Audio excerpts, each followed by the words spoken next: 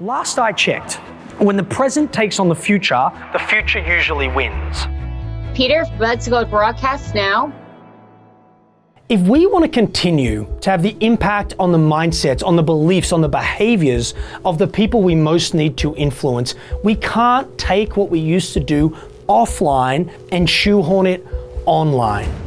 Short attention spans mean we can't dictate content through passive Keynote experiences. We need to facilitate interactive, real-time, applied experiences. When you look back on this period, what would you want to have created? We really need to build trust now. I think we're creating one-to-one relationships now in a way that a few years ago we couldn't. We need to meet our clients, meet our members, meet our teams where they are, starving for connection. And instead of delivering disinfected monologues, we need to deliver authentic dialogues. The times I've taken risks when I'm leading others, Isabel says, in the hardest moments. We need to invest in cohesive end-to-end experiences, not MCs for entertainment purposes, but experts who can hold the space, who can get the best out of presenters and panelists, and who can drive home your objectives. I love that, Rob, this idea of almost going slow to go fast. In other words, if you bring people on, you can move much more quickly together. As we're all robbed of the physical hallways, the bars, the coffee shops where we'd leave the keynote, leave the breakout, and have an unstructured dialogue as we started to connect the dots, as we're robbed of that, we're going to need people in our virtual experience that create that line of sight, that help us make sense of our path forward. The most successful ones are doing it in parallel. They continue to service their customers using traditional platforms and traditional methods while in parallel building that new capability.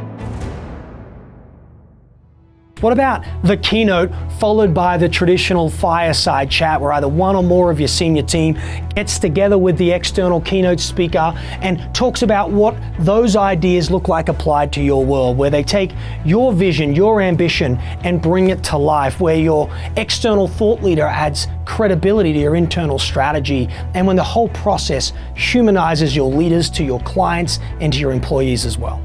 It's this fantastic thing when there's this collision of behaving in the right way and then also being right for the business. So what are we going to do next? Don't try to boil the ocean. Layer in what you can do now and then have your sights on continuous improvement. Willing to, try it and change it and just be real nimble in the process. People right now are desperate to know, what are other people like them doing to handle the challenges of today? What's working, what's not working? What about a directed but authentic client panel? One where we intentionally reposition your value in this new world. One where we create a space for your clients to tell your story, because we know that will massively enhance believability. And where just by having the conversation, you demonstrate your intimacy and understanding of your client and members' reality. Think about that focus on resilience, agility, adaptability. That's the way that we're going to go ahead and continue to grow and to show the value that we have. Behavior change takes reinforcement. What about a 5-video series following the event we send every other week to delegates that each video highlights a key idea but supports it with practical resources so people can apply those insights, where we use that content to maintain the excitement and the connection that we created at the event. Our advice is move towards the disruption. Stop going for control and start going for leverage. At the end of the day, it's not companies that transform, it's people that do. We hired Peter Sheahan to spearhead a 4-part webinar series featuring our executives and thought leadership content. It was at a critical time in the company when we were repositioning, and we weren't sure what to expect as we hadn't done something like this before. Pete and his team went above and beyond to help us make sure that the executives and our clients felt prepared and comfortable. And we look forward to having him back and continuing the conversation next year. I've been facilitating these types of experiences for 20 years.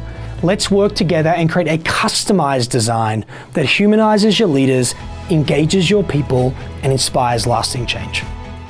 Hi, it's Peter Sheahan again, the founder and CEO of Karrikins Group. As a behavior change company that really helps you transform your business, we get to learn some really fascinating things about what accelerates transformation, what accelerates growth in companies, and what doesn't.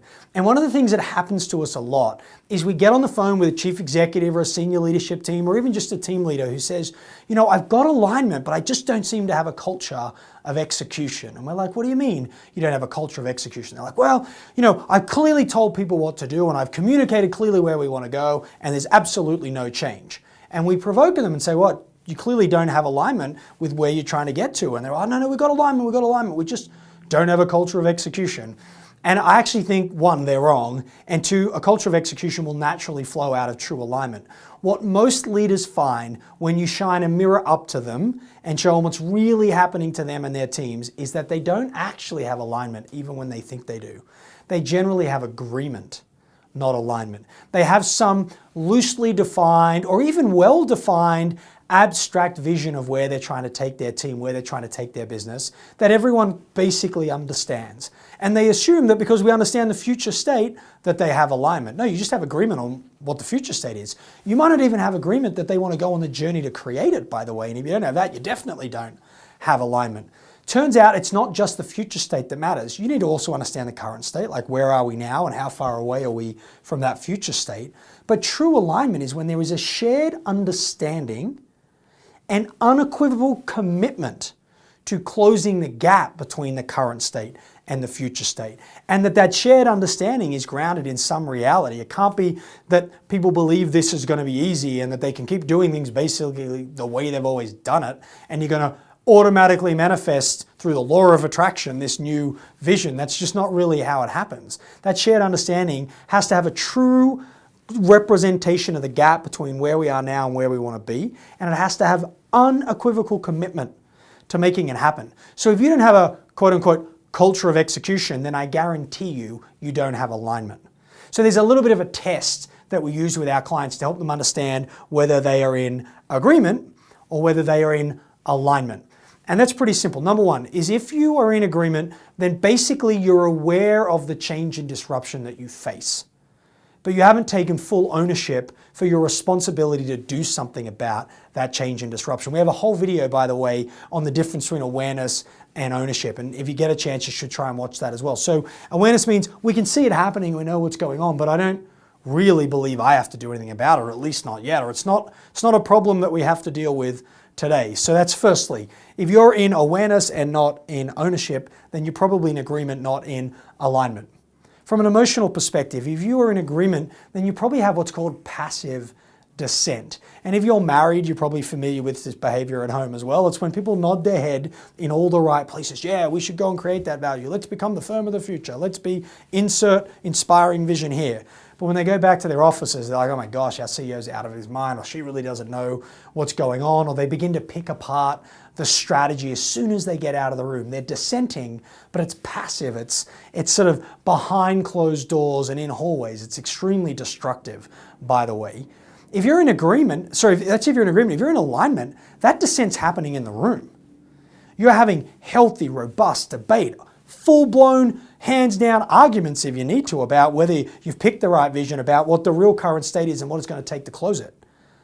Because if you can have the dissent as active and in the room, then you can all agree to align when you leave that room, right? As in, even if you don't think the strategy's right, as a member of the team, you're 100% on board and you're unequivocally committed to it. And there's no confusion about what it's really going to take to close the gap. You can't do that if it's passive. You can only do that if it's active. If you are in agreement and not alignment, if you're in agreement, then your activities following the establishment of your leadership aspiration, your activities following whatever meeting or context we're talking about are basically the same. You continue to just work harder and harder and harder, and you get busier and busier and busier doing exactly the same stuff you've always done. That's because you're in agreement. Because agreement doesn't force behavior change, alignment does. If you're in alignment, you're engaging in new behaviors. Some of them are clunky and you're learning new skills and you're starting to understand your market in whole new ways. You're also not doing certain things. You're quite literally deselecting, which we'll come back to, but your behavior is not to work hard. Your behavior is to do the hard work, to really move towards the future, to learn at the edge of disruption, to begin taking the risks to create and promote the models of the future. If you're in awareness, you can just keep doing what you've always done. But if you're in alignment, it's forcing some change. Now, the truth is you can't just add all this as net new to what you're already doing. You have to let go of some stuff to create capacity. So if you're in awareness, nothing is being let go of. There's no deselection happening. If you're in alignment, you're not just taking on new stuff, you are abandoning old things, things that no longer serve you, things that represent the world as it used to exist, not things that represent the world as it's going to exist. So when you think about awareness versus alignment, where do you think you really are? If you're challenged with a culture of execution, if people seem to get it, but just don't want to follow up with the behavior and follow up with the change, where do you think you really are? Are you stuck in agreement or you're at alignment? And if you're in agreement, you need to get on to sharing that understanding of the gap between the current state and the future state, and you need to make sure it drives new behavior, forces your team to do the hard work, not just work hard, and you need to make sure the clarity of what you define is driving deselection because they need capacity to do those new things.